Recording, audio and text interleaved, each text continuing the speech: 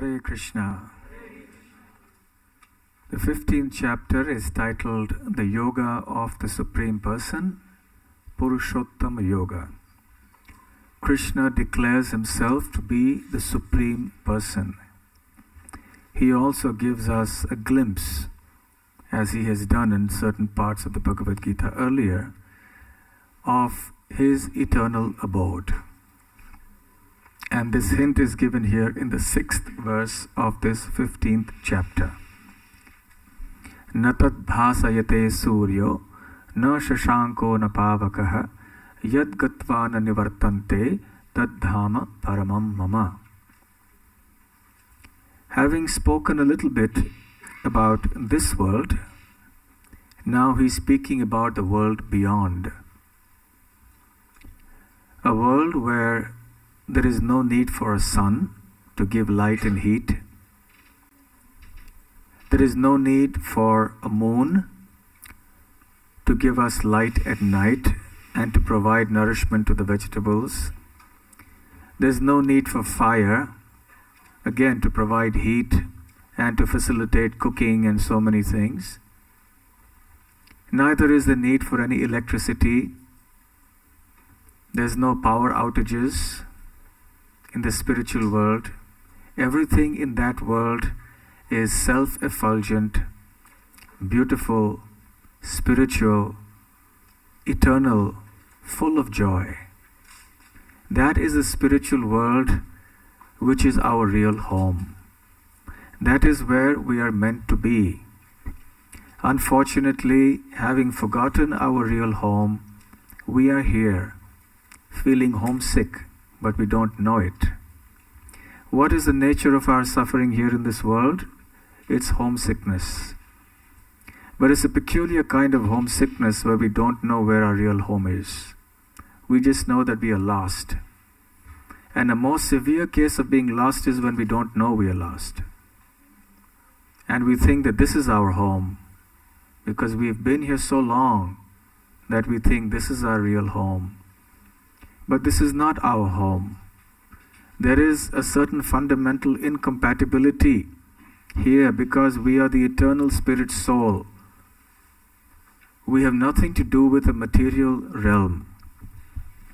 Unfortunately, there is this incompatible combination of the eternal spirit soul with the material body, which is perishable, full of misery and full of ignorance.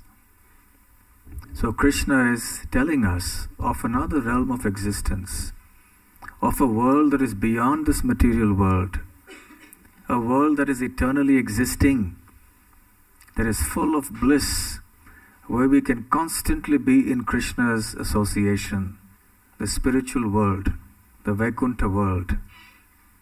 Just as everything is made of material things here, substances, there everything is made of spiritual stuff, so to speak. And spiritual stuff is by nature effulgent, conscious, full of happiness.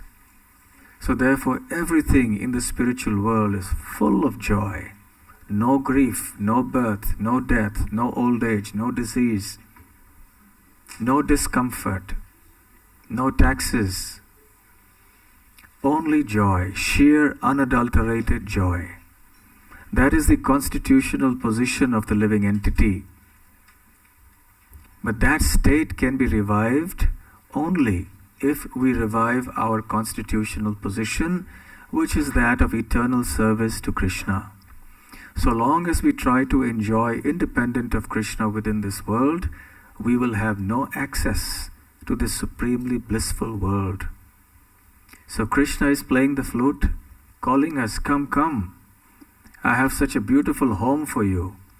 And you are here suffering in the cycle of birth and death in this material world. What a tragedy. Unfortunately, we don't think it's a tragedy that we are here in this miserable material world. So, while we certainly have to keep an eye on the here and the now, because we have to deal with it, we have to live here in this world, so we have so many practical things to learn and to do and so on. well, we have to do that.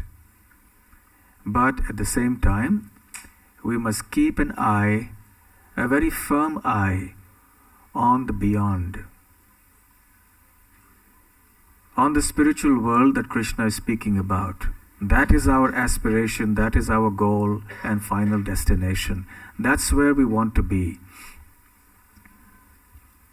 If we have our destination very clear in our mind, and we have the process of Bhakti Yoga also very clear in our mind, then success will be assured. That is the sum and substance of this 15th chapter. And in the next chapter, of course, we'll be hearing about further analysis by Krishna. 16th chapter now.